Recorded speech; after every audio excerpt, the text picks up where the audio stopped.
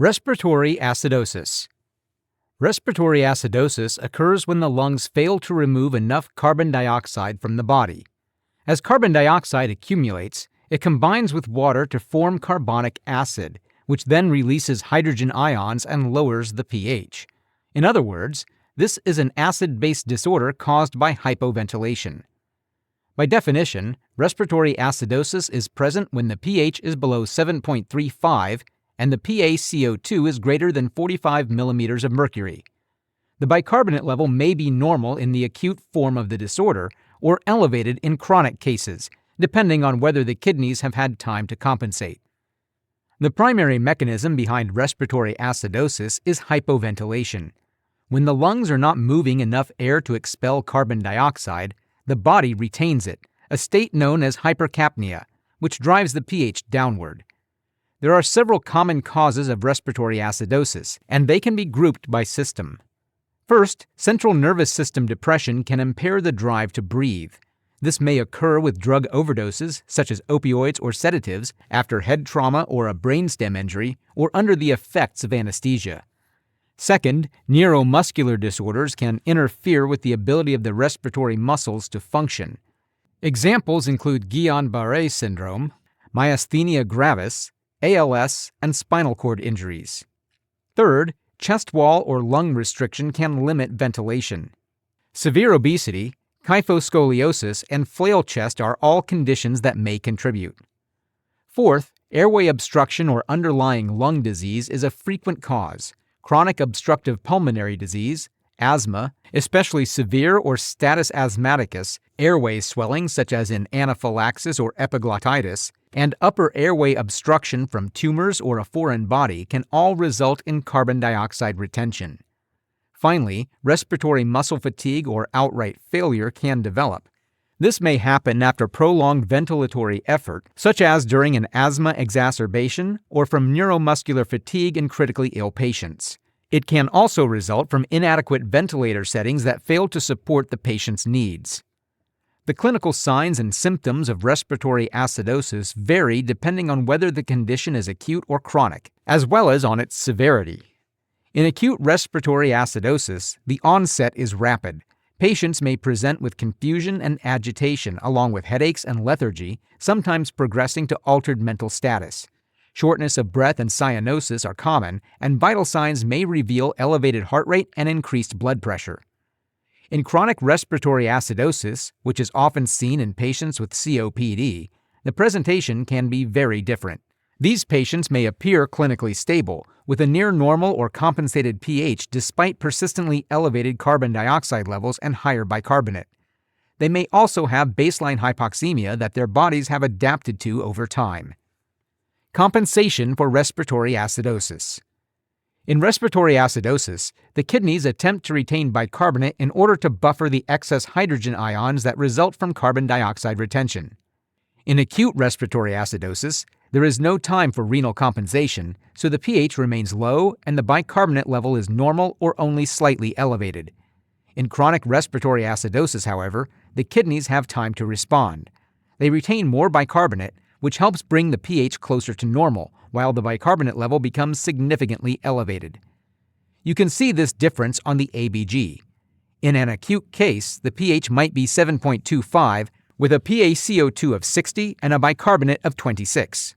In a chronic case with the same carbon dioxide level of 60, the pH may be 7.36 and the bicarbonate may rise to 32. Here are the key takeaways. Always suspect respiratory acidosis in patients who are hypoventilating or showing changes in mental status, especially when the PaCO₂ is elevated. To determine whether it is acute or chronic, look closely at the pH and the bicarbonate level. Remember that oxygen therapy alone does not correct respiratory acidosis. It may improve hypoxemia, but it does nothing to remove carbon dioxide. Effective treatment usually requires supporting ventilation, sometimes non-invasively with methods like BiPAP, or in more severe cases through intubation and mechanical ventilation. Respiratory alkalosis. If respiratory acidosis is the result of too much carbon dioxide, then respiratory alkalosis is just the opposite. It is caused by blowing off too much carbon dioxide through hyperventilation. This excessive loss of carbon dioxide reduces the amount of carbonic acid in the blood, which shifts the pH upward and results in alkalemia. By definition, respiratory alkalosis is present when the pH is greater than 7.45 and the PaCO₂ is below 35 mmHg of mercury. The bicarbonate may still be normal in acute cases, or it may be decreased in chronic cases where the kidneys have had time to compensate. The underlying mechanism is hyperventilation, which reduces the partial pressure of carbon dioxide in the blood. With less carbon dioxide available, fewer hydrogen ions are formed from carbonic acid and the pH rises. Respiratory alkalosis can arise from a wide range of causes, and hyperventilation may be triggered by physiological, pathological, or psychological factors. One group of causes involves central nervous system stimulation. Anxiety and panic attacks are common examples, as are pain, fever, brain injury such as stroke or trauma, and infections like encephalitis. Another major category is hypoxemia and hypoxia. This can occur in high altitudes, with pulmonary embolism, in pneumonia, or in congestive heart failure. In these cases, low oxygen levels stimulate the peripheral chemoreceptors, which increase the respiratory rate in an effort to raise oxygen levels. Unfortunately, this often leads to excessive elimination of carbon dioxide. Drugs and hormones can also play a role. Salicylate toxicity in its early phase may cause hyperventilation. Progesterone, especially during pregnancy, can increase ventilation, and sepsis in its early stages can have the same effect. Finally, there are mechanical causes. Patients receiving too much ventilatory support may develop respiratory alkalosis if they are overventilated. Improper ventilator settings, such as tidal volume or respiratory rate set too high, can also drive carbon dioxide levels down and push the pH into the alkalotic range. Respiratory alkalosis is not always immediately recognized, especially if the patient does not appear to be in obvious distress. Still, there are several common symptoms to watch for. Patients may report feeling lightheaded or dizzy, or they may notice tingling and numbness, particularly around the mouth and in the extremities. Palpitations, chest tightness, and nausea are also frequent complaints. Neurologically, confusion and agitation can occur, and muscular effects may include cramps or twitching. In more severe cases, patients may progress to tetany, seizures, or even syncope. These symptoms arise from cerebral vasoconstriction and from electrolyte shifts, particularly involving calcium and potassium that are influenced by the alkalemic state. Compensation for respiratory alkalosis. The kidneys respond to respiratory alkalosis by excreting bicarbonate in an effort to bring the pH back down. This process, however, takes time. In acute respiratory alkalosis, compensation is minimal and the bicarbonate level usually remains normal. In chronic respiratory alkalosis, bicarbonate levels gradually decrease, which allows the pH to move closer to normal. For example, in an acute case, you might see a pH of 7.51, a PaCO₂ of 30, and a bicarbonate of 24, which indicates uncompensated respiratory alkalosis. In a chronic case with the same PaCO₂ of 30, the pH might be 7.44 with a bicarbonate of 20, which reflects full compensation. Some key takeaways are worth emphasizing. Respiratory alkalosis is often triggered by anxiety, pain, or hyperventilation caused by hypoxemia. It is essential to correlate ABG findings with the clinical picture, especially in anxious, febrile, or critically ill patients.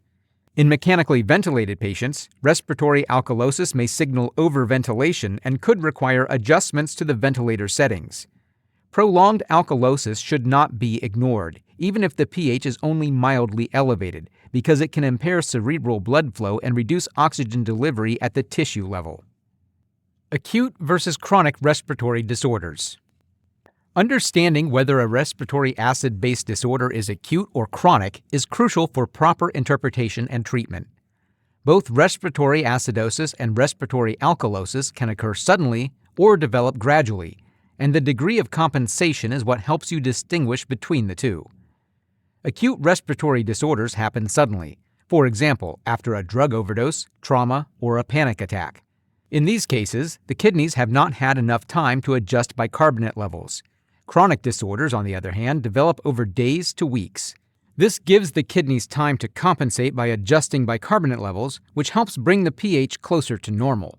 While this compensation does not correct the underlying cause, it does soften the imbalance as much as possible. On an ABG, acute respiratory acidosis will show a low pH, a high PaCO₂, and a bicarb that is normal or only slightly elevated. Chronic respiratory acidosis, however, will often show a near normal pH, a high PaCO₂, and a bicarb that is significantly elevated. For respiratory alkalosis, the pattern is reversed. Acute respiratory alkalosis presents with a high pH, a low PaCO₂, and a bicarb that is normal or only slightly decreased. In chronic respiratory alkalosis, the pH is closer to normal, the PaCO₂ remains low, and the bicarb is significantly decreased. Let's walk through some examples. In acute respiratory acidosis, imagine a patient who overdoses on opioids and becomes hypoventilated. Their ABG shows a pH of 7.20, a PaCO₂ of 60, and a bicarb of 24. The pH is low, the carbon dioxide is high, and the bicarb hasn't had time to change. This is classic acute respiratory acidosis. In a chronic respiratory acidosis, think of a patient with COPD who has long-standing carbon dioxide retention. Their ABG shows a pH of 7.36, a PaCO₂ of 60, and a bicarb of 33. Here the pH is near normal because the kidneys have raised the bicarb, which indicates chronic respiratory acidosis with full compensation. Now, let's consider acute respiratory alkalosis. A patient is hyperventilating during a panic attack, and their ABG shows a pH of 7.50, a PaCO₂ of 28, and a bicarb of 24. There has been no time for renal adjustment, so this represents acute respiratory alkalosis. Finally, in chronic respiratory alkalosis, picture a woman in her third trimester of pregnancy. Her ABG shows a pH of 7.43, a PaCO₂ of 30, and a bicarb of 20.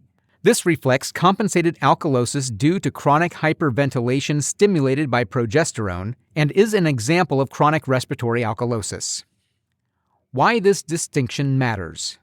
Understanding the distinction between acute and chronic respiratory disorders is important because treatment strategies vary. An acutely acidotic patient may require immediate ventilatory support, while a chronically compensated patient may be stable at what is essentially their new normal. It is also critical to avoid overcorrection. For example, giving too much bicarbonate to a chronically acidotic COPD patient can actually worsen carbon dioxide retention.